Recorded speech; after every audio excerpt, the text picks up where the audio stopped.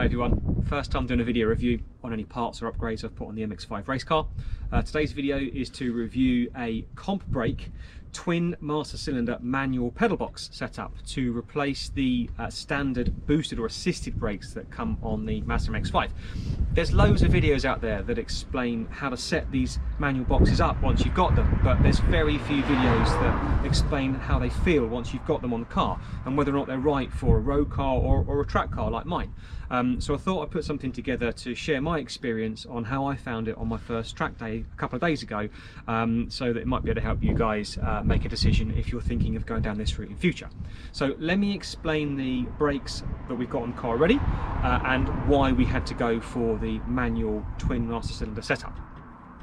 Okay, so this is what we're all here to see, the Compbrake twin master cylinder pedal box. The reason I went for this manual setup is a result of fitting bigger brakes both front and rear. But why did I have to change to standard size master cylinder too? Well, simply the original master cylinder couldn't push enough fluid for the bigger calipers. To begin with, the standard master cylinder and booster were swapped out for a bigger equivalent from a later MX5. But that setup caused more hassle than it was worth. So a quick phone call was made to Dan at Bofi Racing to discuss my options, and the Compbrake setup was ordered. Dan worked out the best master cylinder sizes I needed to suit my brake setup, and one evening later the Compbrake kit was installed. So what's the existing brake setup? Well, the fronts are 4-piston Willwood midi-light kit with 300mm groove discs. The pads are PBS Pro Race. The rears are the larger SVT brakes from a later MX5, again running PBS pads. All the brake lines straight from the master cylinder right to the calipers are Hell braided lines.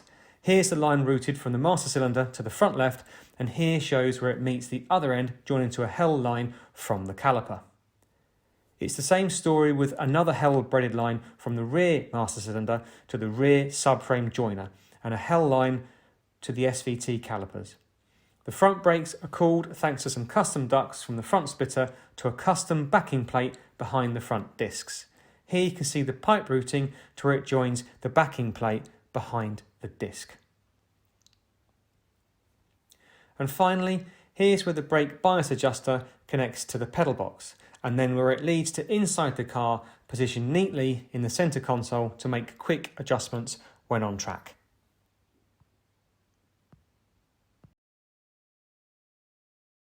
So on to the big question, how did it feel on track? So only a few days ago I was at my first track day since installing this setup, and the plan for the day was to simply test and familiarise myself with the new feel and adapt my driving to suit. The weather was terrible for a track day, especially when the whole point of the day was to test the brakes. It was not made easy when it rains, hails and snows all in a day. Here's a lap from the drying afternoon whilst I tell you my thoughts.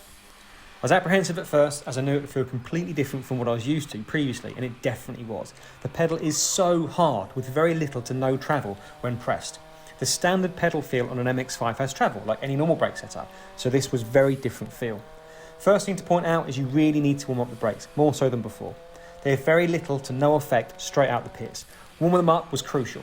I usually do a warm-up lap from the pits anyway, but it was now imperative or you'll be off in a shot. Immediately it was obvious just how much harder I needed to press the pedal for the car to stop. I mean, you really needed to put the effort in to slow the car, quite a bit more than expected in comparison to the previous assisted brakes.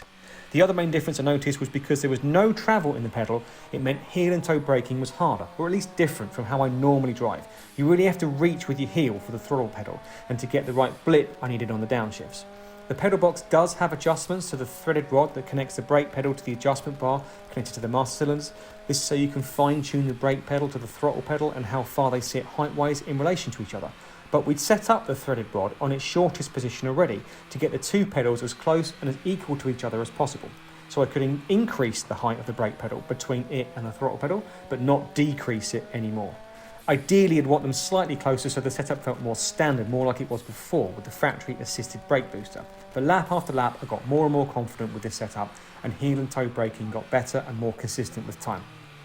Under braking, it felt like there was more obvious stages in the braking zone.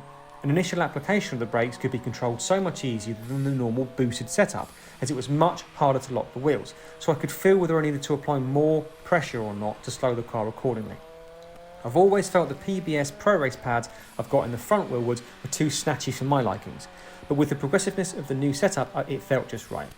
Although with practice there's definitely more time to be gained under braking, it was the bigger braking zones that were easy to get the grips with, and the consistency was improving as the day went on. To really get the best from them, I needed to trail brake into the slower corners a lot more than normal. When you got it right, you could really feel just how much more control you had over slowing down with a better turning and the rotation of the car. Compared to the previous setup at this stage, I felt there was more to be had in the initial braking, but I was making up time during the later stages of braking with more control at slower speeds and the turn into the corner. As I was still getting used to them, even with the day coming to an end, I didn't once touch the bias adjuster from the neutral position it was set up to. No doubt with time and circuit depending, a bias adjustment would be needed, but I'd done enough learning for one day for it not to bother me on day one. I had no failing at all day, but to be fair, I never have on this brake setup, especially with the cooling I've added to the front brakes. But with all the extra trail braking, no doubt the brakes were being used harder than normal and yet still no overheating. All in all, very impressed. So, was I happy with the new setup and would I recommend it to others? For a road car? No way. They take too long to heat up and just not responsive enough when they're cold, especially at slow speeds like driving in traffic. In my opinion, not that they'd be dangerous, but you really need to concentrate way too much when they're cold, and with today's town driving it'd just be a risk. Would I recommend it for the track? Yeah, definitely. You've got so much more control when pushing hard, and although it takes a while to get used to them, definitely more than just a day, the reward when you do get it right is so worth it. I've still got to really get on top of this setup, but with the little time I've used them so far, I'm really pleased we went down this route. Massive thanks to Dan and the team at Bofi Racing for all their help with this setup. If there's any performance or tune parts you need for your MX5, give them a call. There's not much they don't know about these cars. I hope you liked the review and it's of some use to you. If you did, please leave a comment and let me know. If enough people like it, I may well do some more for other parts on the car. There's plenty to talk about, the list goes on and on. But thanks for watching, see you next time.